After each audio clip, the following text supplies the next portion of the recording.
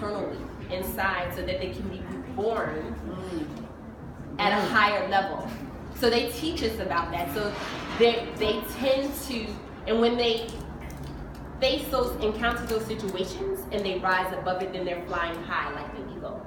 But when they face those situations and they don't recognize that it's them that needs to die, they're trying to kill you. And so that's their ego base. You know, and so a lot of times when people hear Scorpio, they're like, oh, you know, people have had experiences where they slash their tires or whatever the case may be, because, you know, and that's when they're being the scorpion and they haven't had enough cycles of the darkness to rise above it, because they're the sign that teaches us about light and dark. So I'm saying all of this to come to the archangels. So I work with archangels, and archangels are celestial beings that were the first creations of energy in the world by God. And so these beings govern and oversee humankind. They oversee the other guardian angels. We all have them. They're not ascribed to any particular religion. That's a false notion. They're just energy. So they can be anything you want them to be. They can look like anyone you want them to look like. So they have auras, they have colors that are associated with them. And the angel that's associated with Scorpio is Archangel Jeremiel. And his aura color is dark purple. And he is like Scorpio. He's fearless. He goes into the other world with newly crossed over souls. So when you die, he's the one that accompanies you during that first crossover period, when you're newly crossed over and you have to do a life review. So when you're newly crossed over, this life review happens and you look at your life and you look at how it impacted everyone, and you feel that in your body. You have to feel everything that you ever created, every joy, every sadness, every hurt, every rejection. You feel it all at one time, so that you can now aspire and transcend into your new energy fields in the other world. So now with that experience, Jeremiel assists that person, because that person can bring that back to you when they're visiting you, right? Because they're your ancestor.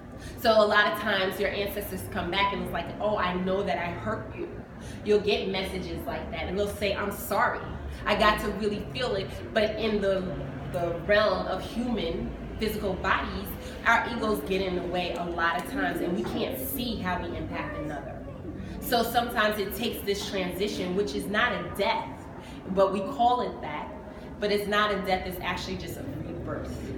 So now Archangel Jeremiel does that for the newly crossed over, but he also does that for the living. And if you are a Scorpio, you do want to work with his energy to help you deal with your emotional intensity, which is beautiful, because it's about getting intense. We don't want to live life small. And Scorpio teaches that.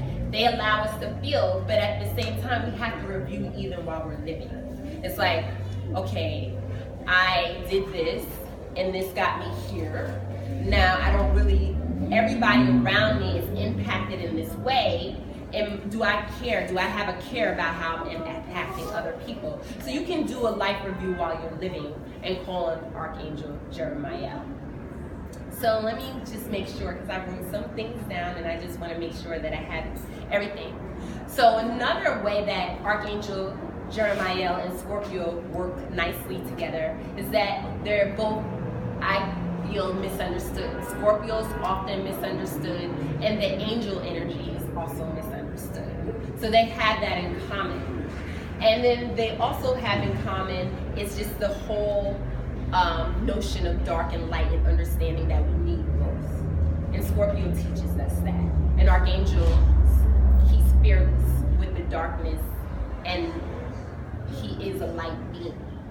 And then just that whole element of mysteriousness that shrouds angels for people who are not as involved as maybe people in this room, or people that we deal with on a common notion that has angels ascribed to, Christianity or a religion. So when you understand it just as energy and archetypes, it takes away that mysteriousness. And so Scorpio also is really not that mysterious, but they do like to keep that illusion of mystique. And that's just because they are going into some shadow places, and the average person doesn't understand the places that they're willing to go. But we all can go there, and if we go there, we actually have a deeper, richer experience of life. And if we stay in these types of communities where they're healing and all of those things, when we experience this darkness, we know that it's the benefit, and just to allow our light to shine even more. So with that being said, I'm gonna give some time for some questions. However, I'm gonna do a group reading. And how I'm gonna do this group reading is that I just invite you to think of one person that has crossed over. And you just hold the thought of them or that energy in your mind's eye. And just close your eyes. And just take a deep breath in to clear the space within your body and your heart and in your mind. Infinite Spirit, open the way for the divine design of this reading to manifest. I invite Archangel Jeremiel, Archangel S.A.L.A, and all of the angels of the people standing before me, their ancestors, and may God hold this reading. May I see, know, hear, and feel what is in the best interest of everyone involved. And may the message from above be communicated clearly and succinctly. So you can open your eyes if you like. I'm using the cards from Doreen Virtue and James Van Praagh, and they're the Talk to Heaven cards.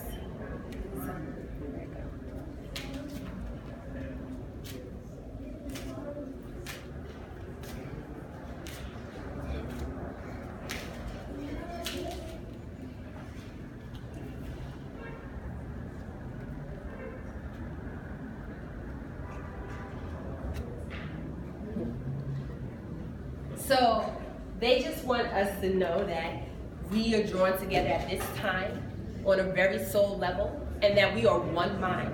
So we are not separate. So whenever you're interacting with people, and that's something Scorpio sometimes has to work on, realizing that whatever they're doing to another, you're really doing to yourselves, because we are all joined. And so their life takes them into those places to eventually they realize, like the phoenix, they die and then they rise from the ashes. Okay, so they may think that, you know, they're separate, or I have to get this person and I have to do this to this person, but that's not what's happening. We're all soulmates. We're all connected soul. So that's what I got here, and that's the message that I received, and that's the message that all of our ancestors want us to know right now. So with that, if you have any questions, I'm open and I'm available to receive them. Can you please say the name of the Archangel again? Archangel Jeremiel. Thank you. Yes.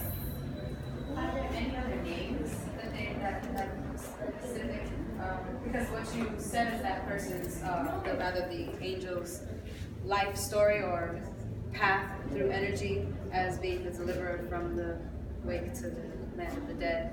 A lot of people, like Anubis, and like there's a lot of names. Orun, Yes. Orun, yeah, Orun. Like there's a lot of names that personify with. There are several names, and it depends on like different cultures.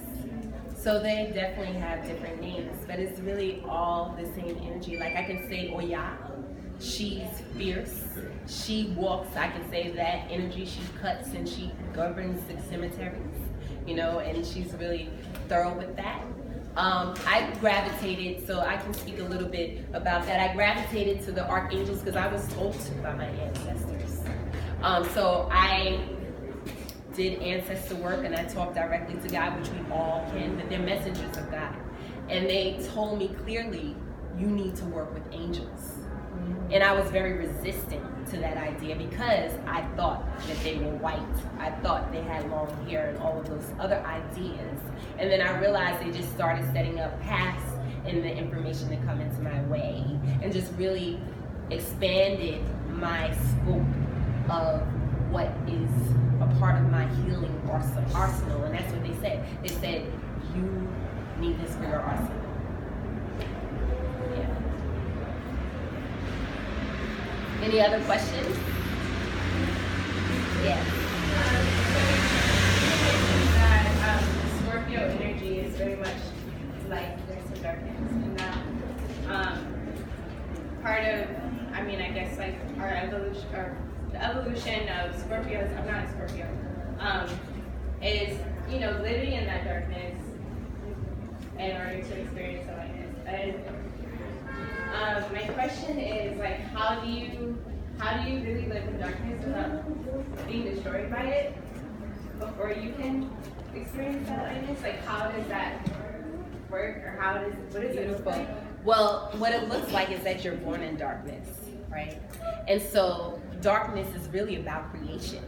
And so when we plant the seed into the earth, that seed is in darkness, and that's where the seed busts open. It's not easy. It's a breaking through, and it's so necessary for that seed to have that experience in that darkness so that it can pop open, and then it grows through the darkness into the light. So it looks like maybe you know, in a situation at work, I'll use, and it'll feel really dark. I don't want to go to work. I don't want to go to work because my boss is going to do this, I'm going to have this, and this person doesn't hold up their end of the weight of the job. Everything falls on me. That's darkness. And then you start to say, you know what? But this is saying that I'm reliable. This is saying that I am capable. And you turn that around. And before you know it, you will be getting the air conditioning in your office. You will be getting to leave early because I've experienced this. I leave early all the time. I got an air condition, but I experienced 5 years of darkness. But it was until I embraced it and I said that I'm gonna love this darkness and I'm gonna love myself into the light. And now I go to work and I'm like, every day my principal loves me. She loves me. Oh my gosh, she loves me. And it's just like, instead of being resistant to it, understand that you were born in darkness. Seeds grow into darkness. Diamonds come from darkness. We are darkness, and we bring so much light to the world. People of our complexion, look what we offer, the art, the science behind it. There's so much. You can't have light without darkness. It's just really a strength. It's a tool. Use it to strengthen yourself. Ashe. Yes. Any other questions? Who's the Scorpios in the room? Scorpio moon, Scorpio rising. I'm a Scorpio rising. Yes. So if you have a lot of Scorpio in your chart, you committed to come here and do work on the soul level. I'm very psychic, extremely psychic. Like I said, because they're not afraid of the dark, they're open to all kinds of energy, and you need that to really channel, and it's really nice. And so Archangel Jeremiel does govern psychic abilities as well, and you could call on him to help you, negotiate the dark and the light. Yeah. Do you have anything to say to people if they may be dating a Scorpio? Pray. Get some Xanax. Call on Archangel Jeremiel. Seriously, like, I want to do a special candle and everything. Yes. I would offer that they take time to reveal. They take what? They take time to reveal, and they don't like to be forced. Oh, is that right? I'm sorry. That works out. Yeah. But you guys, you're Taurus, you have the same needs, but for different reasons. Just different ways. Which one too? So with that, in the tradition of, I said I was going to talk about Sam this whole time because he's not here and he's a Scorpio. But we love you, Sam. So this is for you. So in the tradition of the Zodiac Lounge, we'll sing happy birthday. Ready? 1, 2, 3. Happy birthday to ya. Happy birthday ya. Happy birthday to ya. Happy birthday.